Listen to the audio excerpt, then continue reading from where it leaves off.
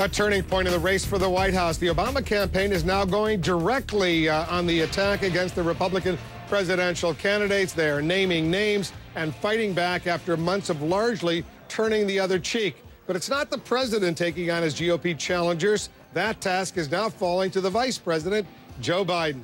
Our chief White House correspondent, Jessica Yellen, is joining us now. Jessica, this is clearly a new phase in the Obama re-election campaign. It is, Wolf. After months of saying they're just watching the Republicans duke it out on the trail, now Team Obama is officially in campaign mode. Remember President Obama said this? I'll let them determine who their standard bearer is going to be. Until the Republicans have a nominee, we don't have a campaign. When he hits the stump, he never names the GOP candidates. A lot of the folks who are, running for a certain office,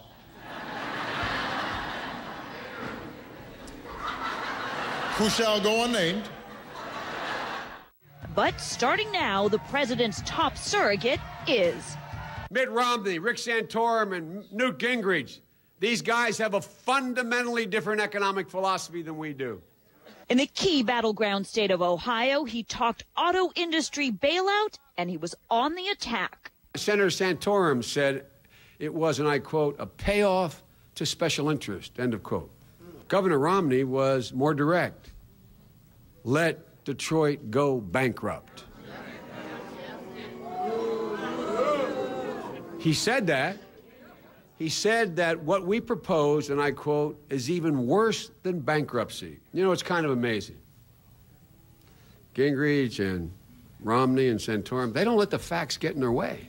Simply stated, we're about promoting the private sector. They're about protecting the privileged sector.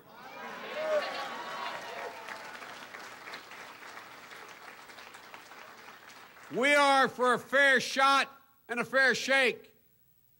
They're about no rules, no risks, and no accountability. It comes the same day the campaign unveils this 17-minute long-form campaign ad. How do we understand this president and his time in office? Do we look at the day's headlines, or do we remember what we as a country have been through? In other words, the campaign rollout is officially on. This is the first of 4 speeches I'll be making on behalf of the president and me in the coming weeks. Dating back to 2008, the vice president has been the campaign's unofficial ambassador to blue-collar, Catholic, and Jewish voters.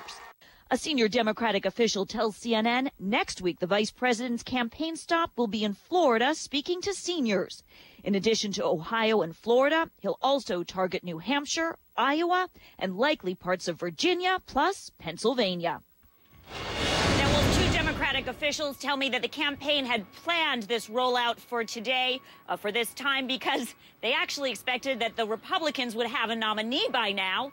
And they say they couldn't wait till, say, May or June before basically responding to Republican attacks and, in the words of one, drawing some contrasts. Wolf? And as you know, Jessica, the president and first lady, they hosted a huge state dinner last night for the British Prime Minister, David Cameron. You know, these state dinners usually held in the East Room, about 120, 130 guests. Last night, there were 400 guests invited to the White House for this state dinner, and it's raising some political eyebrows. Explain to our viewers why.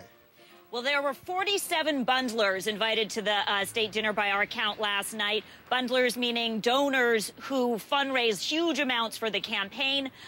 This is noteworthy because the Obama team has raised hackles among fundraisers and supporters in the past because they historically do not invite major donors to these events, and they've been criticized for it. The fact that they did this time is a sign that they are now in campaign mode. It is not unusual for a White House to do this, but for this White House to start doing it now is a sign that it's game on for them, Wolf. Yep, it certainly is. All right, Jessica, thank you.